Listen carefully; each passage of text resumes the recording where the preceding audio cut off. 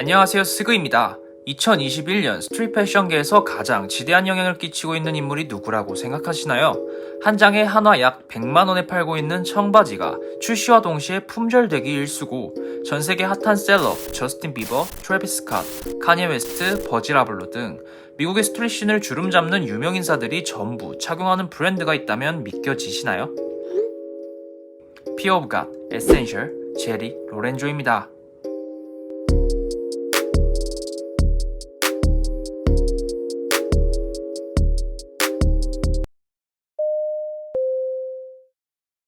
(1977년 10월 5일) 미국 캘리포니아에서 제리 로렌조가 태어납니다. 그의 아버지는 제리 마누엘로 MLB 즉 야구 선수셨고 코치와 감독도 하셨을 만큼 야구계에서 알아주는 전설적인 인물이었습니다. 제리 로렌조의 학창 시절 그가 다니던 고등학교는 대부분이 백인 학생이었기 때문에 로렌조는 자연스럽게 백인들의 문화였던 메탈이나 락 등의 문화를 접하게 되었죠.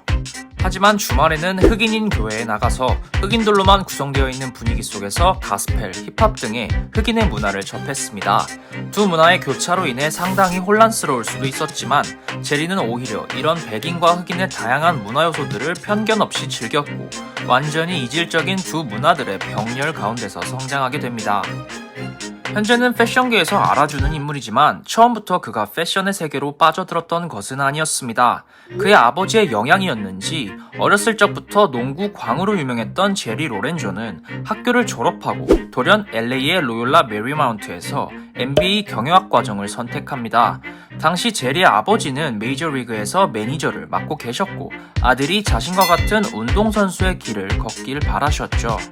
당시부터 제리 로렌조는 NBA의 엄청난 팬이었고 야구보단 농구에 더 매력을 느끼며 NBA 선수의 꿈은 잠시 품었으나 특별한 운동신경을 보유하고 있지도 않았고 그의 아버지처럼 프로 선수가 되고자 하는 마음도 약했었죠. 따라서 그는 어떤 사업체를 경영하거나 컨설팅하는 직종을 선택했고 그것이 제리 로렌조가 NBA가 아닌 MBA 과정을 선택하게 된 계기였습니다. 그러다 2008년에 제리 로렌조는 당시 30세의 나이로 트루스타 미디어와 JL 프로덕션이라는 회사를 설립합니다. 그의 회사는 많은 브랜드와 기업, 개인을 상대로 컨설팅을 실시했던 회사로서 고객들이 어떻게 획기적인 마케팅과 전략적인 프로모션을 펼칠 수 있을지를 연구하는 일을 했죠. 후에 그는 LA에서 경영학 석사 과정을 마친 후 LA 다저스 팀에서 기업 후원 및 파트너십 체결을 도와주는 연결고리 역할을 하기도 했습니다. 그렇다면 이런 커리어를 가진 제리 로렌조가 그다지 연관성이 없어 보이는 패션계로 발을 들인 이유가 뭘까요? 사실 그는 패션과 완전히 동떨어진 일만 했던 것은 아니었습니다. 그는 대학 시절부터 낮에는 학교를 다니고 저녁에는 패션 리테일 업계에서 주로 일을 해왔죠. 갭이나 디젤, 돌체앤가바나 같은 매장에서 주로 일을 해왔었고 훌륭한 영업사원으로도 인정을 받았었습니다. 여러 브랜드에서 근무하면서 제품의 핏과 판매 방식에 대해 엄청난 흥미를 느끼게 되었고 이 점에서 제리 로렌조가 이전부터 패션에 관심이 있었던 점을 알 수 있습니다. 하지만 당시엔 빨리 경영학 석사를 따내야 한다는 어떤 의무감에 사로잡혀 있었고 남들에게도 떳떳하게 자랑할 수 있는 직업을 빨리 가져야겠다는 야망을 품고 있었기 때문에 비교적 창의적이고 예술적인 패션업계의 꿈은 한 수 접어두고 있었던 것이죠. 하지만 그의 마음 한켠엔 항상 이런 소리가 들려왔습니다. 이런 심심한 직업을 갖고 내 자식에게 영광스럽고 자랑스러워할 만한 아버지가 될 수 있을까? 제리 로렌조는 2012년 스포츠 마케팅 회사를 차렸습니다. 이곳에서 그가 패션업계로 발을 딛는 결정적인 사건이 발생합니다. 그는 예전에 패션 매장에서 일했던 경험을 토대로 자신의 스포츠 마케팅 회사 고객들을 상대로 스타일링을 도와주게 됩니다.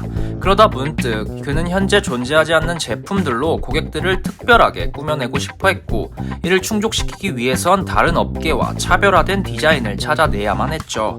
그러다 제리 로렌조가 문득 생각해낸 것이 바로 반팔의 후드티였습니다. 당시 스포츠를 좋아하며 액티브한 삶을 지향했던 LA 시민들은 보통 남다른 근육량을 보유하고 있었고 이것들을 과시하기 좋아했습니다. 하지만 동시에 무더운 날씨에 머리를 보호할 수 있는 후드티도 선호했죠. 하지만 후드티를 입는다면 그들이 과시하고 싶은 팔 근육들은 긴팔 후드 안에선 무용지물이 되기 일쑤였습니다. 만약 후드에 긴 소매를 잘라내고 지퍼를 단다면 아마 삼두근이 더 돋보이지 않을까? 이런 사소하고 간단한 생각으로 제리는 가능성을 찾아내게 됩니다. 그리고 여기에 그치지 않고 자신만의 아이덴티티를 옷에 담아내기 시작했죠. 자신이 좋아했던 영화의 주인공들의 의상을 모티브로 청춘을 대표하고 반항적인 느낌의 주인공들은 전부 플라넬 체크셔츠를 입고 있었다는 점을 캐치했고, 제리 로렌조는 그의 어린 시절을 떠올리며 플라넬 체크를 그의 디자인에 추가했습니다. 제리 로렌조가 만들었던 이런 몇 가지의 아이템들은 그의 눈에는 마치 하나의 패션 컬렉션을 완성한 듯한 기쁨으로 다가왔습니다. 하지만 이때까지도 그는 브랜드 런칭이나 디자인에 큰 관심을 가지고 있진 않았죠. 그는 패션 관련 학과를 진학하지도 않았고 디자인을 공부했던 경험이 없었으며, 무엇보다 패션하우스에서 일해본 경험이 전무했던 그는 에이 내가? 라는 의구심만 품었던 것이죠. 하지만 그의 말과는 반대로 그의 옷에 대한 어떤 애정은 항상 1순위였습니다. 그렇게 제리 로렌조는 의심 반 믿음 반으로 2012년 Fear of God이라는 이름의 브랜드를 시작합니다. Fear of God 이라는 이름은 우연치 않게 정해졌습니다. 제리는 모태신앙 부모님의 영향을 어렸을 때부터 받아왔고, 구약 성경의 시편을 보던 도중 신의 왕좌는 올곧음과 정의 위에 세워져 있다 라는 문장을 읽으며 그는 난생 처음으로 신에 대한 경이로움과 경외심을 동시에 느끼게 됩니다. 독실한 기독교 가정에서 태어나고 자랐던 그에게 신이란 존재는 항상 빛과 사랑으로 다가왔죠. 그렇다면 피어 오브 갓이 아니라 러브 오브 갓이어야 하지 않나? 이런 질문들에 제리 로렌조는 이렇게 대답합니다. 주를 경외하는 마음이야말로 진정 신에 대한 존경을 표하는 행위이다. 선을 넘지 못함을 의미하고 신에 대한 숭배이자 사랑, 존경을 담고 있다. 이런 경외심을 가질 때 비로소 인간은 평화로울 수 있으며 신을 이해할 수 없는 인간의 나약함과 무능력함을 받아들이게 된다. 다른 누구보다 신을 사랑했던 그는 신을 두려워하는 마음이야말로 진정 신에 대한 존경을 표시하는 것으로 생각하고 브랜드 이름을 Fear of God으로 지어 자신의 신념을 표현하려 했던 거죠. 대부분의 브랜드가 그렇듯 Fear of God의 시작도 순탄치만은 않았습니다. 브랜드 런칭으로 인해 상당한 채무를 얻게 되었고, 제작, 시즌제, 패턴 등 패션에 대한 지식들에 무지했던 그는 이런 상황들이 항상 발목을 잡았죠.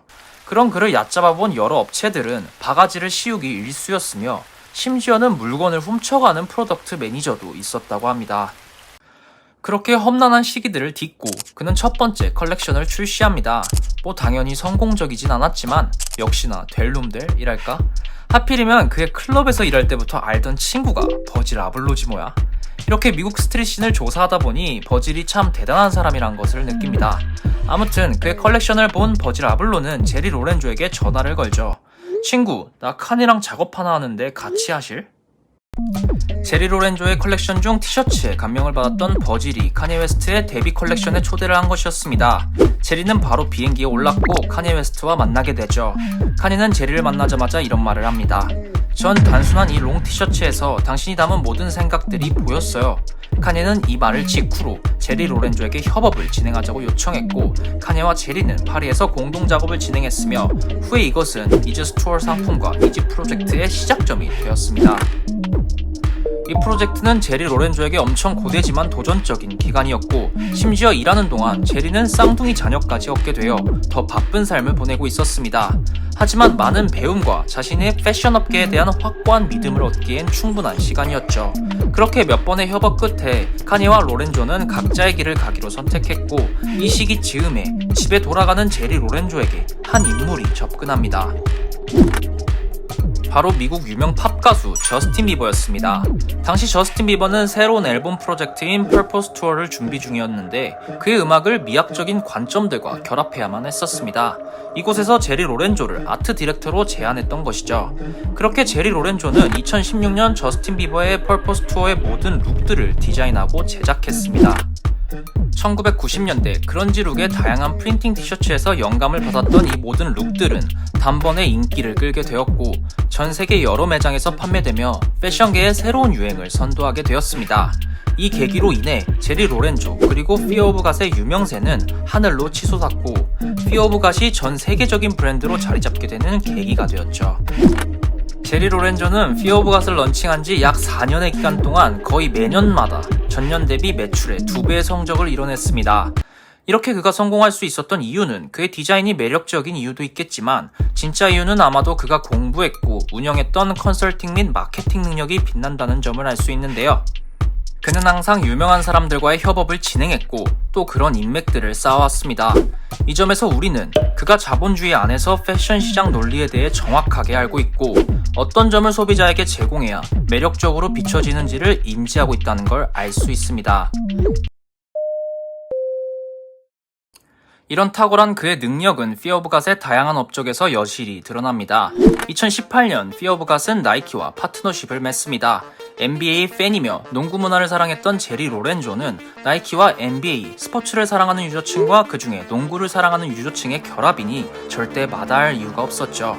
나이키의 바스켓볼 컬렉션 진행을 위해 협업을 시작했으며 2020년에 공개된 NBA와 나이키의 콜라보 제품은 전 세계적으로 큰 반응을 얻게 됩니다. 2021년 현재 가장 뜨겁고 어쩌면 본래의 피어 오브 갓보다 더 잘 알려진 것이 피어 오브 갓 에센셜 라인일 겁니다. 피어 오브 갓 에센셜 라인은 2018년 기존의 피어 오브 갓 제품의 비싼 가격과 어려웠던 접근성 등의 단점을 보완해서 누구나 쉽게 구매할 수 있고 부담 없는 가격을 제공하려는 이유에서부터 출발했습니다. 해당 라인은 무채색 베이스의 컬러, 간결한 에센셜 로고 플레이, 태그, 끈 등의 최소한의 디테일을 통해 간결한 디자인을 완성했고 이것은 더 폭넓은 고객층을 확보할 수 있는 또 하나의 브랜드가 되었죠. 이것은 결과적으로 대성공이었고 국내에서도 발매와 동시에 품절 대란이 일어나는 핫한 브랜드로 자리매김합니다. 또한 피어 오브 갓은 2020년 12월 아디다스와도 장기적인 파트너십을 맺습니다. 농구 광이었던 제리 로렌조는 여러 브랜드와 협업을 할 때 많은 라인 중 특히 스포츠, 그 중에서도 바스켓볼 라인의 협업을 주력으로 하고 있습니다. 이 둘의 협업인 피어 오브 갓 애슬레틱스 라인은 아디다스 바스켓볼 라인을 더욱 강화하는 긍정적인 방향성을 제시하고 농구라는 스포츠를 뛰어넘는 새로운 의류를 제공하는 것을 목표하고 있습니다. 그렇게 아디다스에 소속하게 된 제리 로렌조는 2021년 3월에 아디다스 이지 라인으로 유명한 카니 웨스트와 다시 한번 손을 잡는다는 소식이 들려오는 중이며 이 둘은 이지와 피어 오브 갓 애슬레틱스의 협업에 대해 진지하게 검토 중이고 다시 한번 이 둘이 패션 시장의 판도를 뒤흔들 수 있는지에 이목이 집중되고 있습니다. 해당 콜라보의 소식이 들려온다면 스그의 트렌드 포착으로 찾아뵙도록 하겠습니다. 이렇게 뛰어난 마케팅, 컨설팅 능력을 바탕으로 누구보다 소비자의 시선에서 바라보고 귀를 열고 있으며 소비자의 요구를 끊임없이 충족시키려 노력해 결과적으로 브랜드의 성장과 성공을 이끌어내고 있는 피어 오브 갓의 제리 로렌조, 그의 앞으로의 행보가 기대됩니다. 스프링비였습니다.